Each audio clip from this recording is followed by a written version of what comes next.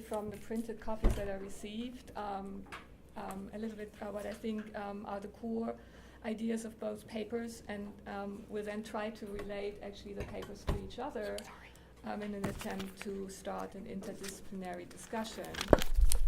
For me, both papers revolve around particular moments in history that are marked by the resurgence of radical far-right or fascist movements, and both papers show that gender and sexuality are vital sites and categories for analyzing strategies or critiques or enabling critiques of power, violence, and inequality. Charles, in my reading, seeks to excavate the queer anti-fascist movements that emerged in direct opposition to the revitalized European fascisms of the early 1970s. When many of these movements did not survive into the 1980s, partly because of their marginalization by broader anti-fascist movements, Charles suggests that their community-based, transnational, and intersectional anti-fascism or anti-fascist activism opened new possibilities for radical queer subjectivities, and that their unique critique of everyday fascism remains relevant for our understanding of the far right today. Olivia's paper takes up and participates in this analysis of today's far right. Her dissertation seeks to understand how the recent resurgence of the radical right operates through gender frames or gendered frames and schemas, understood as psychological processes that drive support for certain political ideas and practices. What if, Olivia asks, the way people use gender to see the world increases their level of hostility towards immigrants? What if the same gendered lens prompts individuals to distrust any government but their own and revere the military in unusually high rates? Her aim is to use quantitative methods to answer these questions, and I really can't speak to the quantitative dimension of this. And I think that's a part of the kind of interdisciplinary discussions, that you also show where your own limits are. And this is exactly where my limits are. My first question for both presenters is about methods. If it is true that the queer anti-fascism of the 1970s produced a unique structuralist or structural analysis of fascism that remains relevant for our understanding of the far right today, where does this leave your own projects? How does your analysis of political subjectivities or psychologies relate to the structural critique of capitalism on the one hand and to our understanding of freedom and change on the other? My second question for Charles and Olivia is about the area samples. Both projects are transnational and transatlantic, but there are also key differences. Why did you choose the countries that you did?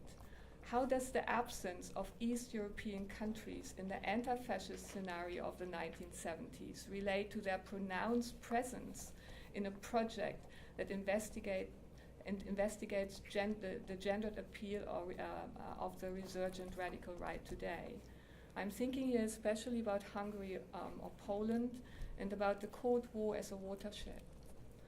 On the other hand, when thinking about the inclusion of the UK in both projects, I was wondering about the legacy of the 1970s in and for Western societies. If the queer anti-fascism of the 1970s indeed engendered new queer forms of political subjectivation and critique that broke through established gender schemas and frames, did this redrawing of the sensible, I'm using here terminology from French social philosopher Jacques Rancière, did this redrawing of the sensible order in the 1970s complicate or even reshape mainstream gender regimes? Did it make those societies, or at least certain communities, more or less resilient to the ideas and practices of the radical right? With what consequences, and how would one test for that? Finally, and this question is probably more for Olivia, I'm wondering whether the appeal of traditional gender norms amongst the radical right today is really so old style after all. We know from Eric Hobsbawm and Terence Ranger that many traditions that appear or claim to be old are often quite recent in origin and sometimes invented. Is there perhaps something new and urgently relevant about the gendered appeal of today's alt-right. And does this have something to do with the story that Charles tells? Thank you so much. Yeah. So I think maybe we give our presenters a chance to respond briefly, and then open it up to the floor. Since we have enough time, I'd like to give them a moment to this. Yeah, definitely. Like your immediate thoughts. You'll have more. Yeah. Go ahead, I'm still running. Yeah, thank you so much for your comments. This is really helpful. So I'll just start. Let's see, where would be a good place to start? I guess I could start with the question about the transnationalism, but I'll try to hit some of these other questions you've brought up too, and why I chose these particular regions. So I kind of talked about, well, it's not so much why it's transnational, why I picked these particular countries. So, I mean, I kind of talked about, them viewing themselves as not bound by any nation state, I suppose. But I think part of it, and part of the reason I'm not including at this point Eastern Europe, is I do think there's, and maybe I could have emphasized this more, but I think there's a particular transnational network that develops, and there's kind of a through line that I see from kind of New York and Philadelphia to London, through these individual London activists, and then Italian, French, Spanish, and to a lesser extent, I'm going to be doing more research on this, but German activists who come out of that London Gay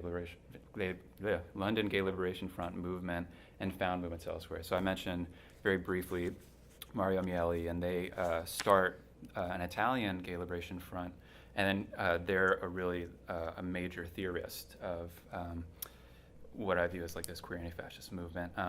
And they really get their start in London. So I think there's a particular network I'm interested in, and I guess that is why I choose particularly Western Europe.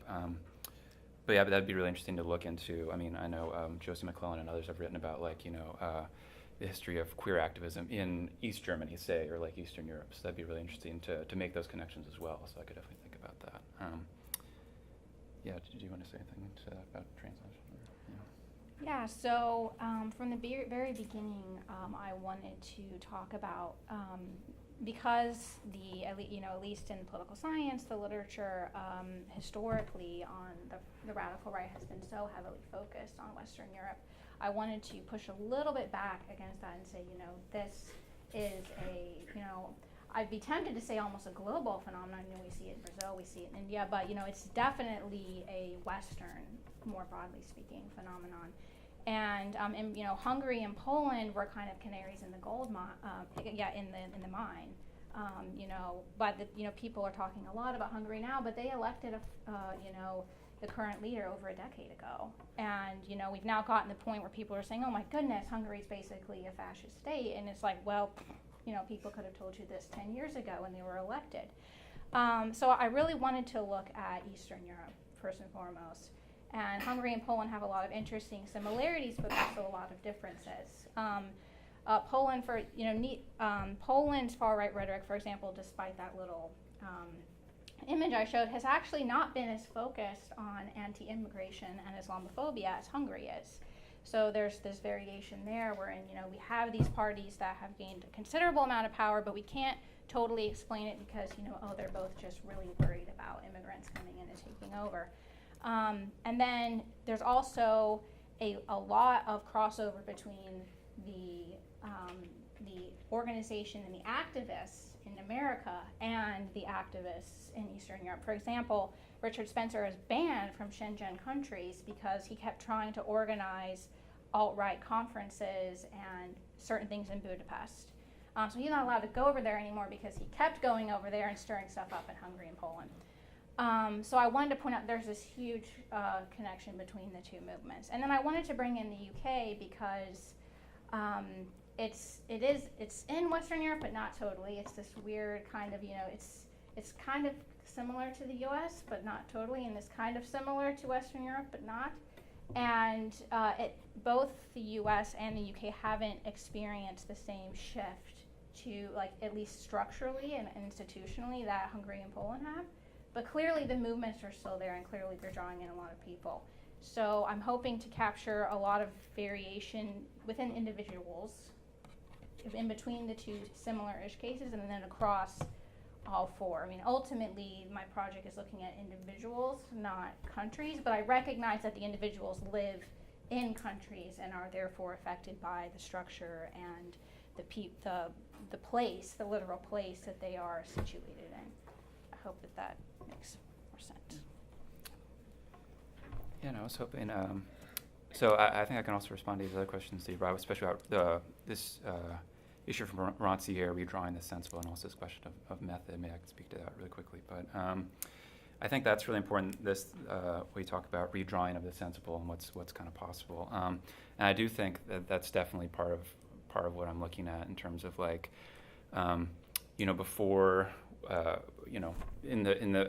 From the 30s, 40s, 50s, there's really a movement in psychoanalysis and on the left pretty broadly to talk about homosexuality as really, especially repressed homosexuality, but homosexuality and gender as a marker of fascism. And this continues with Adorno's work in the post-war period, and the Frankfurt School really does a lot to kind of push that from the left even, and that's a big influence on the new left, which supposedly the queer activism, radical queer activism, comes out of this new left, so it's kind of a really tense relationship. So I think in rejecting the idea of fascism as queer, saying that actually queerness, as a radical queerness that is kind of opposed to structural oppression, is by definition anti-fascist. I think that is redrawing, what's possible and then sensible, and then kind of feeds into a particular type of subjectivity as well.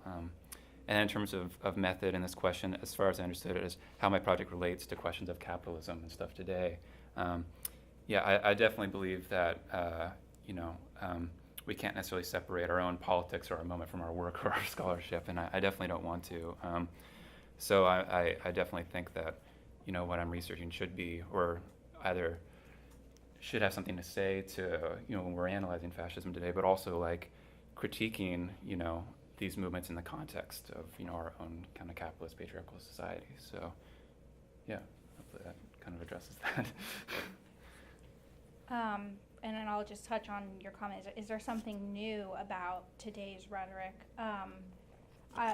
I think there is and there isn't at the same time. I think that in some ways there's, even going back to, fascism in the 1940s, there's always been kind of this gendered type of way of talking about, the protector and the protected, and the purity of the nation in particular. Gendered nationalism really had its heyday, like starting in World War I and then, moving into World War II. The way it's weaponized now, I think, is, obviously radically different because now we have the internet. These ideas are spread so rapidly, particularly by activists. I didn't comment on the first photo I showed in my PowerPoint, but that's actually from a lady who goes by Wife with a Purpose, and she was supposed to actually speak on August 12th, and she was scared for her life, so she didn't.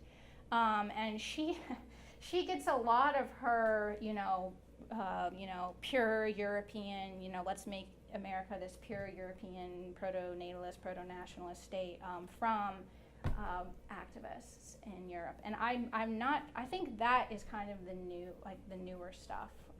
The medium is quite new, and the rapid dissemination is new. And that's why I think it's more potent for so many more people, because way more people have way faster access to this than they would have even 25 years ago. Great, so maybe we should open up to all of you. So I have a question for Olyvia. And this is kind of building off of Manuela's comments concerning the sort of, in some sense, the newness of this idea of traditional gender. And one of the things that I think we could sort of tease out maybe is, and I don't know if you do this in your theory or in the actual sort of survey data you have, but is the extent to which this notion of traditional gender norms, traditional families, is very much constructed by, entangled with views of race and contexts of racial domination. And I think you're already showing that they're not entirely separable when you're showing the kind of rhetoric used by these parties. But I think there's probably a sense in which the idea of what's traditional or what you're protecting, the thing you're protecting, is itself constructed by who you're responding to, who you think you are excluding from your society and protecting it from. I think of Jacqueline Goldsby's book on lynching during Jim Crow. She talks about the way that lynching was both a way of suppressing the rights of black citizens and simultaneously suppressing the New Women movement, which is emerging at the same time. I think that these are mutually constitutive in many ways. Oh yes, I mean you can't entirely disentangle a lot of this stuff from both this compulsory heterosexuality or racism or Islamophobia. I mean it depends on the context. If you're a Hungarian, you might posture yourself as both anti-Roma and anti-Islam. In Poland, it might be more anti-Islam is not as big a salient there, but the Roma is like a uniting force, like for all Eastern European countries. In the UK, it's going to be bizarrely enough, Eastern Europeans and Muslims, and then you come to the US, and suddenly it's there is a lot of Islamophobia here, but refugees and brown people and Hispanics. So I agree that it's really hard to disentangle. But I think that, and I have some preliminary data that shows that gender traditionalism is still significant above and beyond, anti-immigration attitudes, which are, of course, significant. I'm not saying that those just, gender traditionalism and this washes away, but it holds its significance and its salience even when you control for anti-immigration attitudes, racial attitudes, et cetera, et cetera, et cetera. So you think it's the same thing, regardless of those contexts? Do I think it's the same thing? I think that there probably is like a unifying, you can weaponize this in the same way just against different populations of people. A lot of this is in-group, out-group psychological stuff, and how you choose to use that. I mean, you can just insert any out-group here and, make it work for you. I also have a question for you, Olyvia. Well, I found both presentations were fascinating. Your presentation in particular brought up sort of a lot of ideas I've been wrestling with. And in particular, one is rhetoric versus substance when thinking about the alt-right's appeal. So I'm hoping that you can kind of help me make sense of it. Which is it that gendered language kind of makes the unacceptable acceptable to people? Do people accept these kind of policies like family separation because this gendered language makes it palatable, that people understand sort of the proposed costs of quote-unquote illegal immigration, etc., through this gendered language, and it makes them accept those unacceptable policies? And or is it that it's based on this sort of gendered lens that you talk about, that people develop certain views that sort of leads to these policies? In other words, is there something about kind of a conservative gender norms that lends itself to these other forms of prejudice that inform these policies, if that makes any sense at all? So are you describing kind of like a chicken-egg thing? Yeah, so I'm just sort of like, where does your hypothesis sort of insert? Is it that the gendered language is on the rhetoric side, or is it on the policy side, or is it both? I'm not sure I could ever totally get around the endogeneity problem there. Yeah. Particularly because obviously the people who are putting out these, they have their own gender lens too. I mean, they can't totally escape it. But I do think that they are at least, and I don't think that someone's sitting there going, I'm going to use this gendered lens to get people to listen to me. I mean, I think that they don't even realize exactly what they're doing either, that literally. But I think they know on some level that there are certain people for who this messaging is going to be really salient. And would that particular thing be activated in these people if they were not constantly bombarded with these type of frames? No, right? I mean, there's this kind of like they have to be primed to think about it so that they can respond to it. Now, there's obviously other messages in the world that could be gendered, and they're getting primed by those too. It's not like only the radical right is speaking a gendered language, and therefore this is the tunnel vision that people have about it. Whether or not that causes people to become more likely support, I'm not sure if I'm necessarily arguing a persuasion effect at this moment.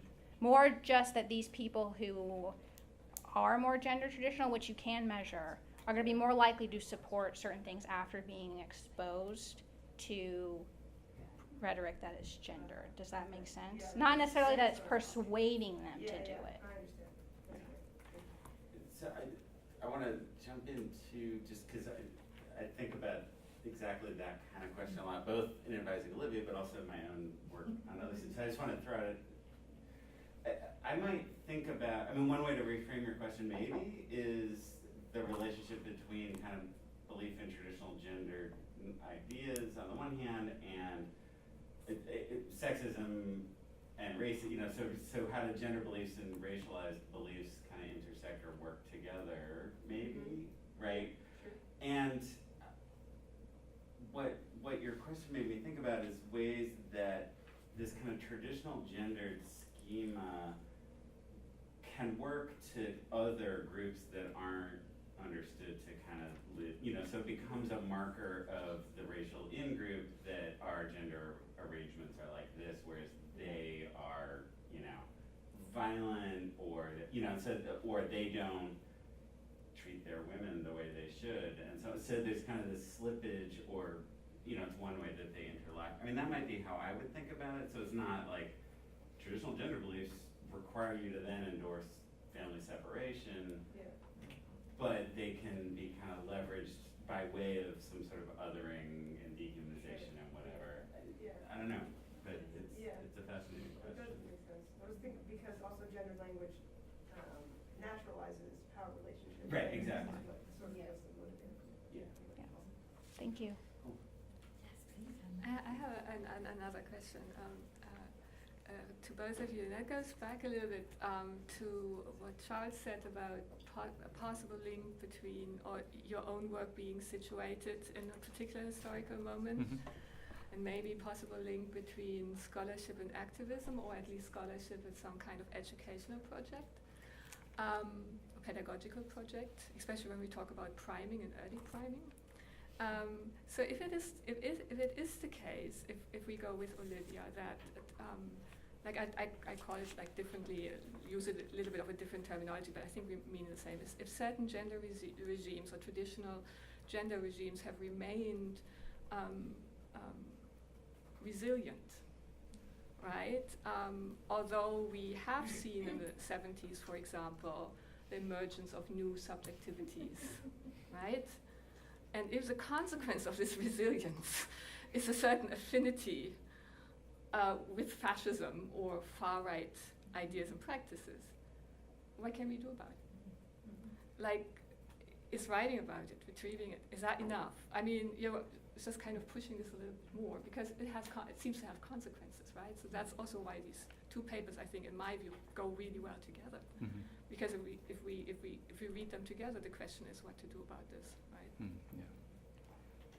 Actually, Charles, I think that your paper speaks to that question quite explicitly in terms of thinking about how to build coalitions and organize nationally. So I don't know if when you're reading that, you're thinking, we should be doing this now. No, definitely, yeah.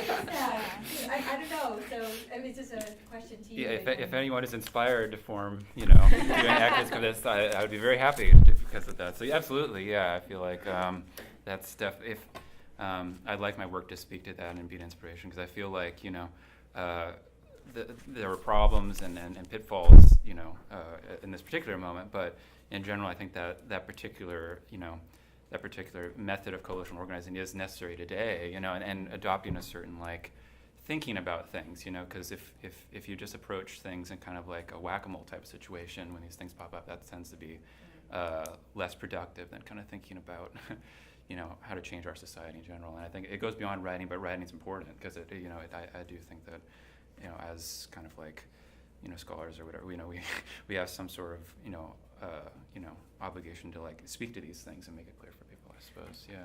I want to push a bit harder, though, Yeah, and for go sure. back to what Claudrina said about making people uncomfortable. Yeah, yeah, Right? and yeah, exactly. Because it is those people that you want to reach Yeah. that will feel uncomfortable, Mhm, and yeah. actually you will not reach them. Right. If there is no congruence, as you said, between what they already believe and what you kind of tell them, or Mhm. what you live, what your experience is. So, does that matter? That actually the people that you want to reach will feel uncomfortable and maybe not be reachable, and there's this resilience, and it seems to be growing. Or, Yeah. or it's kind of the numbers are growing, seem to be like so. Yeah, for sure. So what about that? Yeah, I mean, I feel like at least in what I'm pointing at, I think an implication here is that there are a lot more people who are comfortable with, say, sexism, compulsory heterosexuality than are explicitly fascists. Like the fascists are just a minority even of people who have this kind of casual everyday type of prejudice or whatever. I think part of it is definitely making people uncomfortable. But then I think that kind of gets back to power as well. It's like if you're making people uncomfortable, and you have to have some sort of you have to have some sort of way of actually changing things. And I think that gets to you need to back up something with some sort of either through governments or whatever, something like that. So I do think it's partly changing discourse and stuff, but that's obviously tied to power as well. If that makes, I don't know if I'm making sense, but yeah. I don't know if you. I'm not embarrassed to say this, but I will say I've never really considered myself an activist. Although certainly my work would probably put me into that category. But I think back to when I think about this project and what the implication is, if my hypothesis is correct, is kind of going back to what Claudrina said, which is it would require the dismantling of white supremacy and patriarchy. Completely, because you can't, I don't know how to begin to undo generations of psychological memory and processes that start from, the second you're conceived and then go to the grave. And that are worldwide. It's almost like I start to shake when I think about the implications of that. But what I say I can do is just we can't even begin to dismantle it unless we understand it.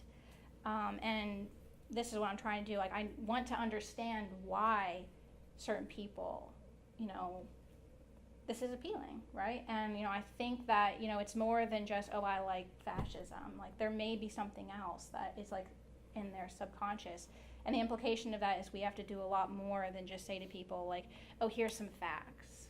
If their worldview, that psychological don't process facts the way that someone else's does, that's not going to matter. Facts and historical stuff and people getting beaten, it's just not going to resonate with them the way that it does with others.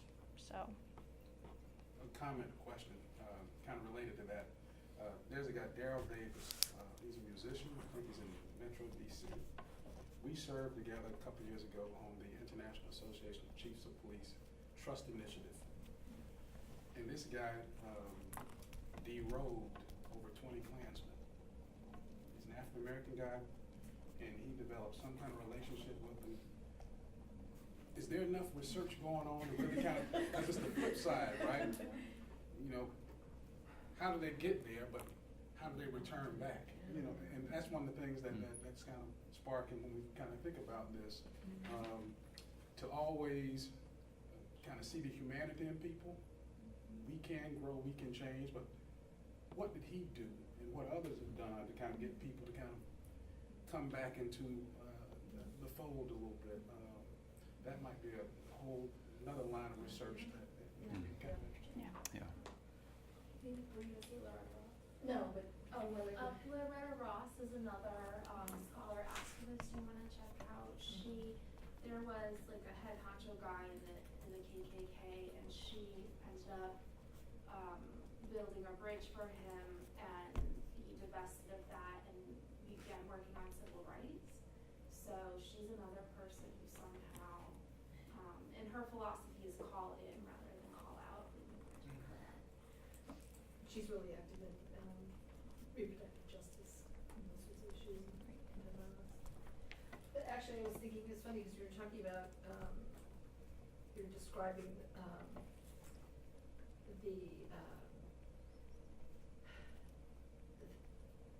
the gender piece to the far right. I was thinking of the Klan. I mean, that's how they start, that was their message, and it wasn't the underlying reason, but, protecting Southern white womanhood. Yeah. I mean, wasn't that what it was?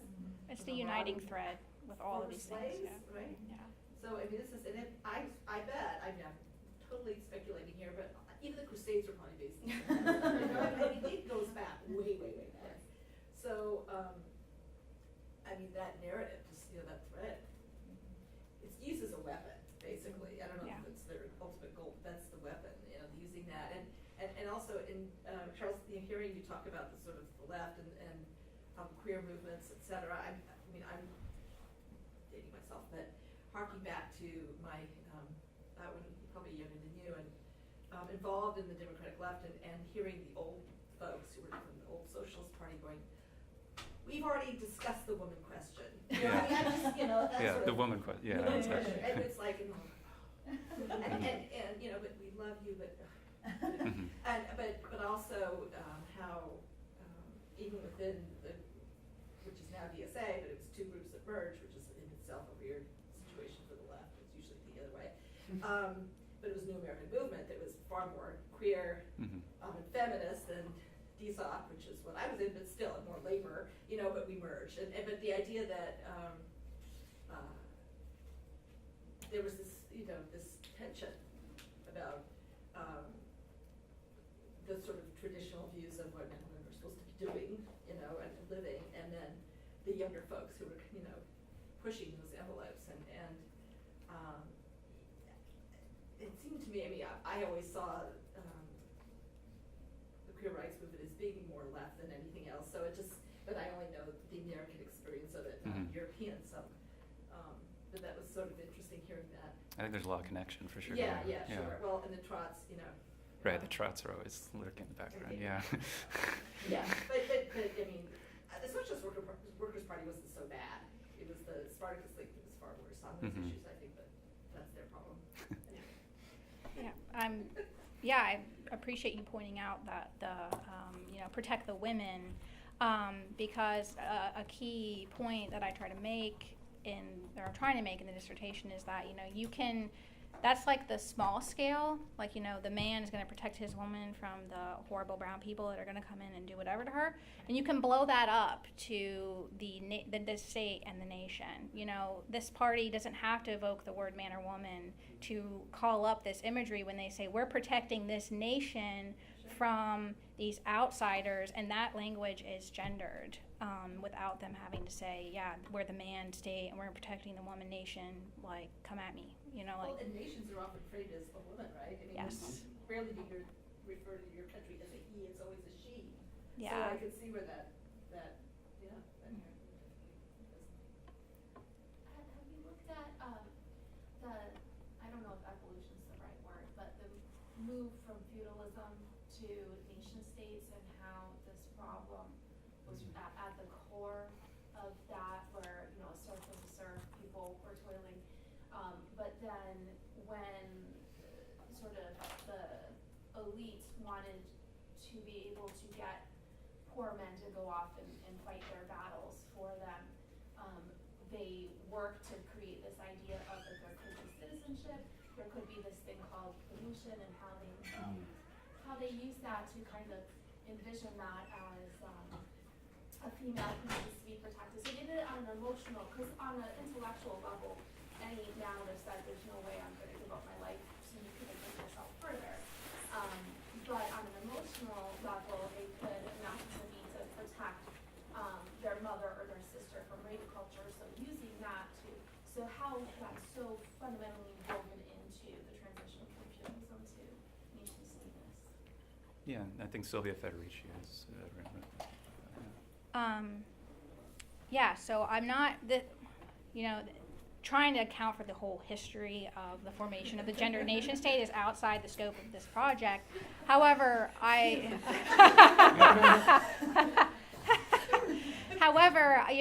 agree that this idea of the nation state is new. And it was, if you look at the gender politics literature on the nation, like it was from the very beginning, as you said, gendered. And it was presented to people in a way that I think someone could write a similar dissertation to what I'm doing now, but using historical lens and making the same argument about how that rhetoric back then made people more likely to buy into, well, now I'm part of this state that didn't even exist 10 years ago, and yeah, I'm going to go die for it. And that's why they call World War I like the first war of nations, because before that people didn't identify as, they lived in a empire, and you could be a Serb, but you lived under the Austro-Hungarian Empire, and that, you didn't identify with a Serbian state, right?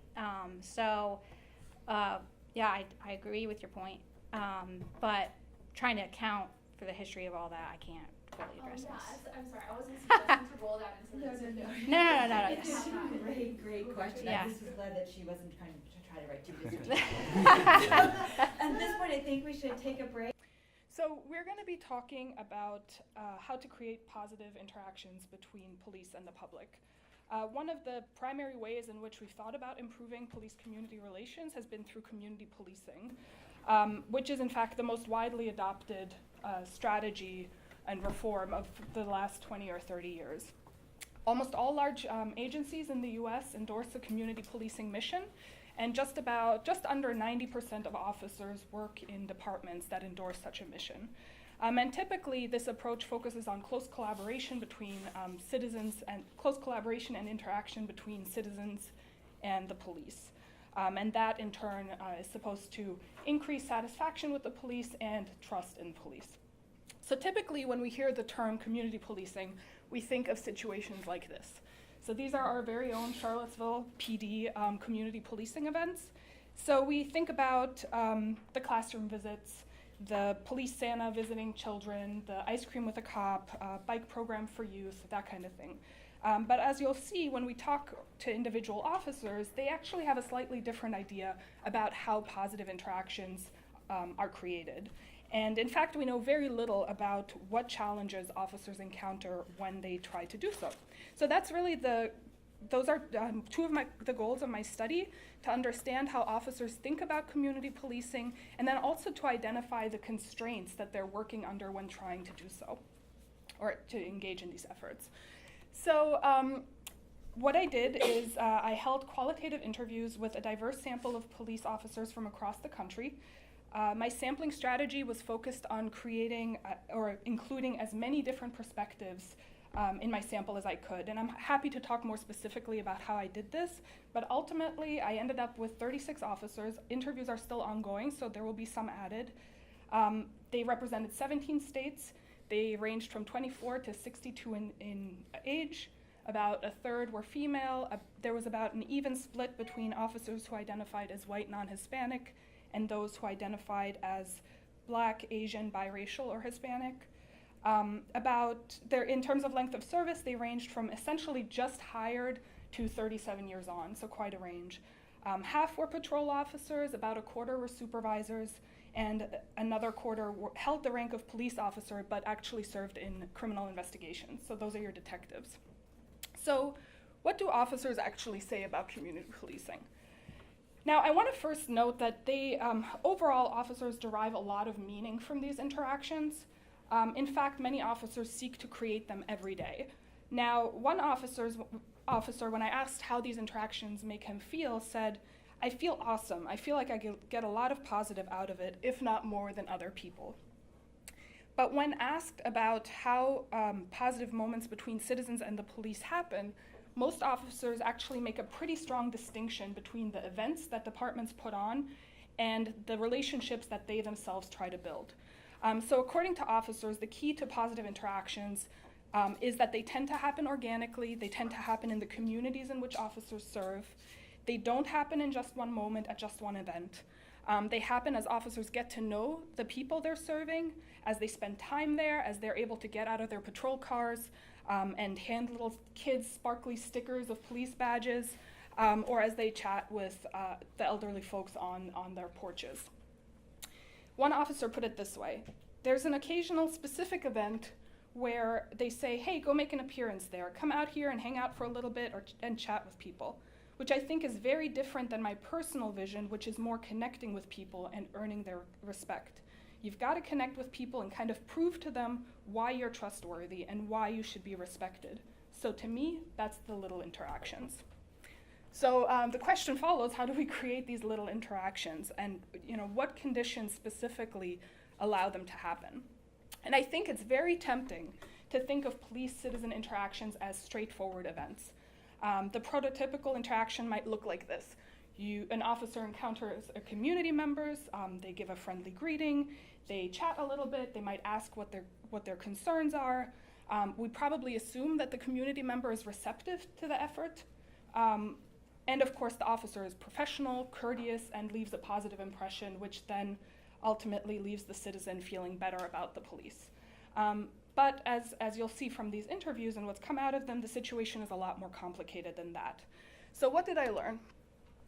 I learned that there are many influences that impact both the opportunities that officers have to proactively engage with the public, as well as how officers are received when they actually try to do this. So to think about all the constraints on officers, it's helpful to use a kind of socio-ecological model that's adapted to the policing environment. So you have the officer at the center, and the officer operates in an organization that has specific characteristics. That organization, in turn, exists in a community environment, and then that community exists in a broader macro environment. And in fact, based on what officers say, influences are on every single level of this model and impact their engagement with citizens. So let's first talk about the opportunities for positive engagement. So of course, some officers are simply in the position where they interact more with members of the public than others.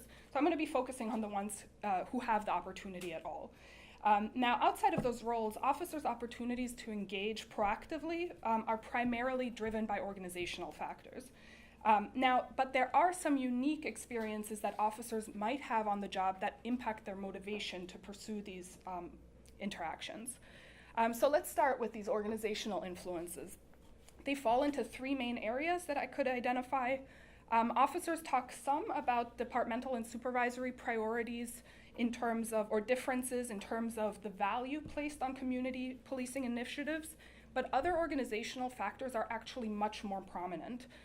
So for example, any factors related to the actual workload that officers have is crucial. So this would include the number of 911 calls they answer, and simply not having enough officers on shift. So high call volume and understaffing essentially result in a backlog of calls, and that creates time pressure, and that to the point where officers simply don't have the opportunity, no time at all, to do anything but answer those calls. As an aside, this time pressure actually also impacts the quality of those interactions, which I'm not going to talk about today, but it does. So one officer put it this way. He said, "We only have enough time to respond to calls and basically eat and sleep. Our volume is just through the roof, and it's not low-end calls for service, it's higher-end stuff." Another organizational issue that was directly related to opportunities for engagement related to performance measures. So not a single officer that I spoke with felt that their efforts to engage citizens contributed to how their performance was evaluated. So in fact, most officers described that they were specifically evaluated based on their enforcement activities, so their tickets and their arrests primarily. One officer said, "Community policing is what they preach. I don't think you can have community policing and have tickets and arrests as something that you measure performance with. It's conflicting." As I mentioned, officers were typically very motivated to pursue these interactions, but in fact there was one situation when they lost this motivation, and this related to experiencing highly traumatic events on the job. This was not something I experienced, not something I thought about when I initially came up with my interview protocol. It's just something that organically came out of these interviews. So officers who experienced highly traumatic events on the job overall voiced less motivation to engage with citizens. And these traumatic events are actually very, very frequent in this job. As one officer described, You have life traumas coupled with work trauma that is nonstop. There are 4 ways for it to enter. You hear it, you see it, you experience it, or you read about it. And cops get all 4. We never get a break.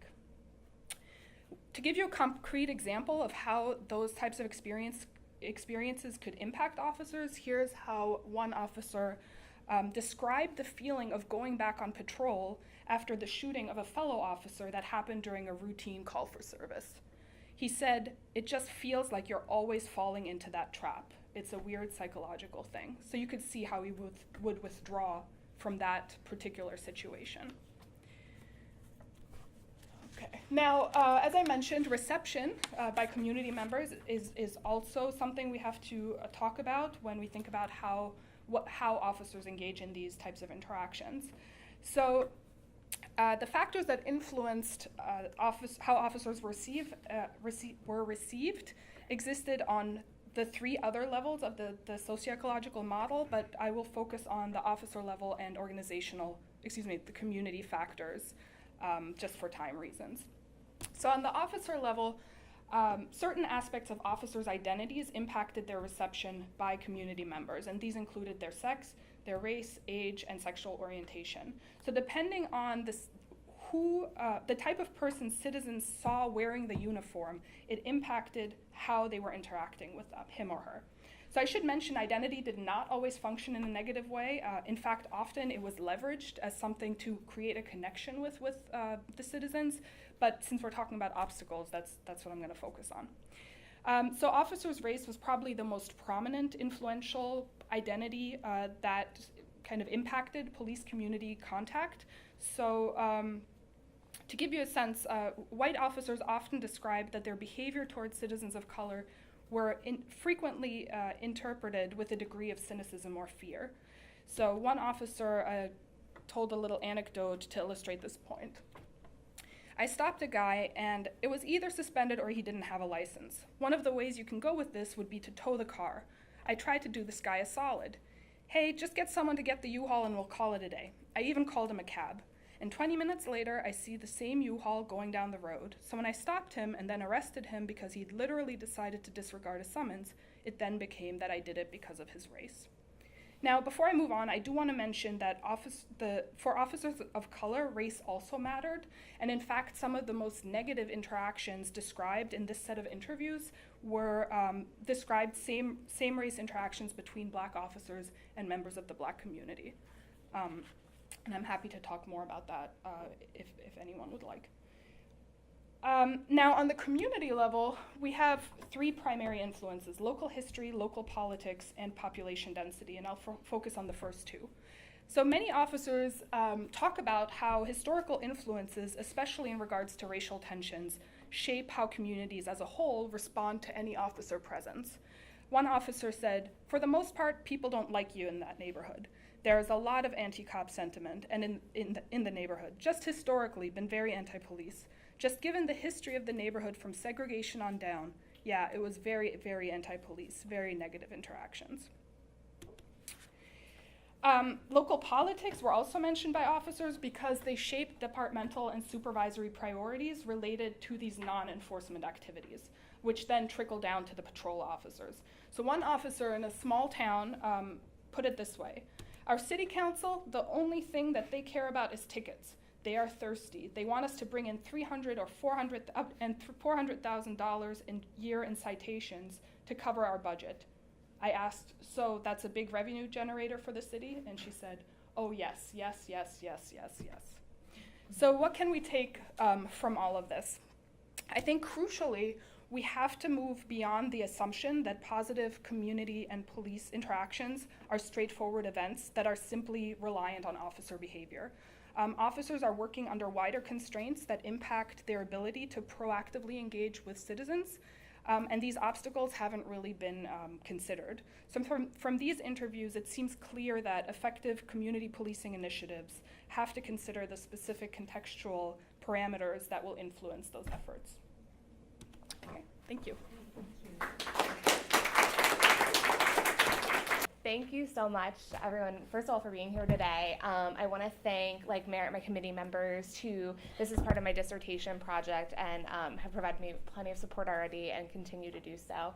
Also, I want to thank Rachel Kiliani, who's here. She is the prevention coordinator here at UVA, who coordinates sexual violence prevention programming here, and I interned with her in my third year, and a lot of my dissertation is inspired from that year's work. So just thanking her for, taking me on, and as well as PVI for, of course, supporting this work and continuing to bring such wonderful programming around power-based violence to our university and creating great discussions from that.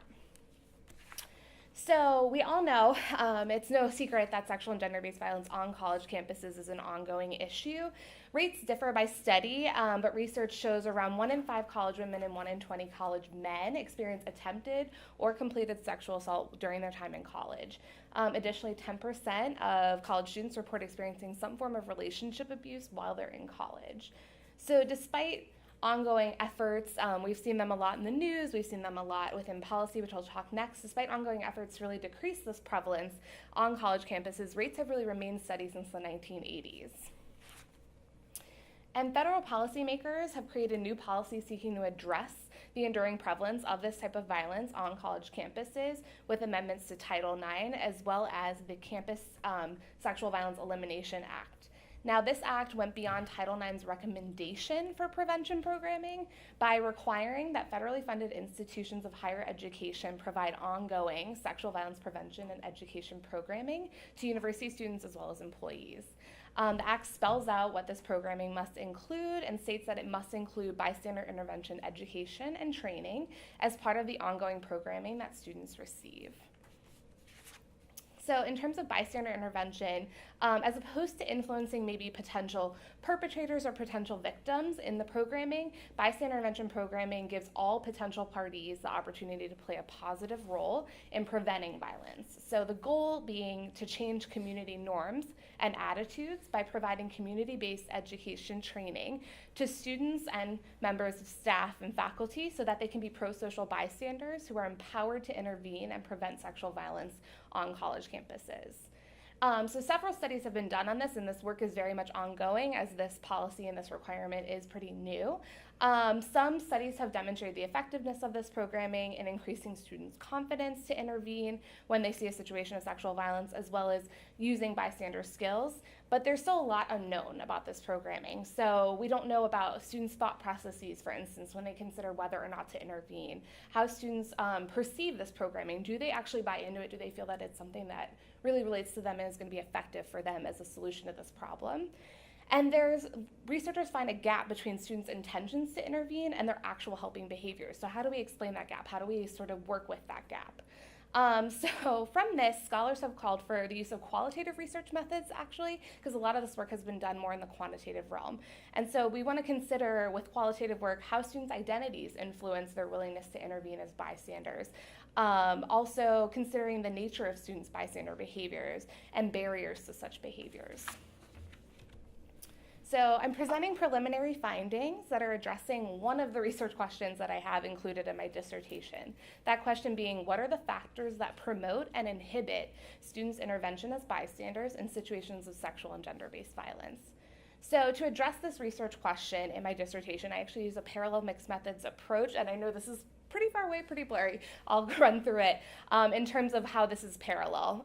So this method, in terms of using parallel mixed methods, actually allows for method triangulation, which allows me to use multiple methods and their types of data to create a broader and more nuanced understanding of students' use of bystander intervention.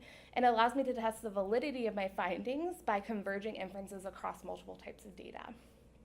So strand 1 of the study, which is the left side, but it's really tiny, so don't worry about it, utilizes data from surveys that were administered to a sample of 587 undergraduate students enrolled in psychology courses here at UVA in the spring and fall of 2018. Also, it will use data from collected from the ongoing evaluation I've worked on since my internship of the Green Dot Bystander training here at UVA. So students who attend those trainings, their multi-hour trainings, are asked to fill out surveys before the training. And then surveys, both of these surveys include a number of outcome variables around bystander intervention, confidence to that, as well as perceptions of the climate of sexual and gender-based violence at their school, perceptions of bystander programming's efficacy, and factors that promote and inhibit intervening as a bystander. Strand 2 of the study, so the right side, will utilize data collected from 6 same-gender focus groups where students are asked to discuss a number of topics related to the prevention of sexual and gender-based violence and their perceptions of bystander intervention. Related to this specific research question, I will be asking my focus group participants questions like, what factors do you consider when deciding whether or not to intervene? How realistic does it feel for you or someone like you to intervene as a bystander when witnessing a situation of sexual violence? What kinds of things make it easier to intervene, and what kinds of things make it more difficult to intervene? So today, because those focus groups haven't happened yet, so I'm going to actually present some preliminary findings from the open-ended questions I included within the Strand 1, so the survey side of this. So these are preliminary findings because that was 567 students, and that's a lot of analysis that needs to happen. So I've gotten through a small portion of that, but it's preliminary in terms of I'm already seeing themes, so I want to present on those. So in these open-ended questions, students were asked to type in their response with an open entry to the question, what are the kinds of things that prevent you or make it easier for you or someone like you from intervening in a situation of sexual violence, dating violence, and or stalking? And those two questions were separated, so the preventing you from it and the help making it easier for you were separated so that students wouldn't have to answer the same question. Okay, so I have some I'll give the themes and then I'll have some exemplary quotes. I won't run through all of them in the interest of time, but they're there as examples for you in terms of where I'm getting those themes from. So in terms of factors that impede students' ability to intervene, they talk about their relationship to the parties involved, whether they know someone involved in the situation or not. Difficulty recognizing that there is a problem, so not being sure if they're interpreting the situation as one that requires intervention. Believing others will do something, so thinking that they have a friend there, thinking that there's someone else around who's going to help them, help the potential perpetrator or the potential victim instead of needing to sort of step in as an outsider. Also concerns for their own safety and or the victim's safety, thinking that they're personally going to be hurt or that if they intervene it's going to escalate things and they will actually cause harm to the person involved in the situation. Potential consequences of intervening. These include, these are actually separate from the safety issue, but in terms of how are they going to be perceived if they intervene? Is it going to be a perception of them being nosy, intruding in a situation that's none of their business? And finally, uncertainty of their interpretation of the situation as well. And so this one, thinking of misinterpreting it and unsure if it's a situation that needs intervention or not. So you can probably see that Meret and I are both in community psychology because we are both inspired by and use the ecological model within our framework. And I'm finding that within the factors that promote students' ability to intervene, they're really underlying these individual, relational, and cultural factors that are kind of fitting into those. So individual factors are including having personal morals or values that kind of inspire you and tell you, I should intervene. This is part of my personal morality. Situational characteristics, like whether or not they have been drinking, very classic, will I notice because, have I been drinking or not? Their ability to identify the situation as one in which they should intervene. So it's the flip side of that barrier side of it, thinking I actually am able to identify this as something because of my own knowledge base. And believing in their ability to intervene effectively. So do I actually feel like I have the skills and that I have the wherewithal to intervene and it's going to work out? So relational factors include knowing the person involved in the situation. So again, we're seeing the flip of those barriers.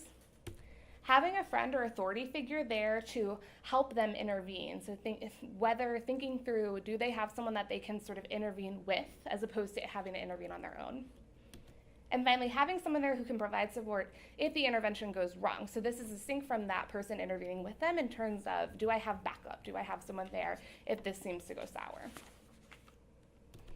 Finally, cultural factors, and I think this really is an interesting finding, and I'm hoping to keep developing this further because kind of this is the point of this type of programming, is to influence the culture. So how are they sort of finding ways that the culture is promoting their intervention efforts? So knowing others would also intervene in that situation is one in which they're feeling more encouraged then to intervene. feeling empowered by their community to intervene as well. And then feeling comfortable intervening because it is a norm, really spelling out that this is something that, you know, here the quote talks about how women are expected to sort of step in and be there to help each other. Okay, so thinking through those findings and the implications of them, obviously, if we know more about the barriers and the sort of factors that promote bystander intervention, we can further develop our existing programming to further understand why is there that gap between students' intentions to intervene, saying, yeah, I would definitely intervene if I see this situation or that situation, but then not actually intervening themselves. If we can develop a more nuanced understanding of that, we can then sort of further enhance our existing programming. And this will obviously continue to be relevant as we see these stories like this every day in the news. This is not going away.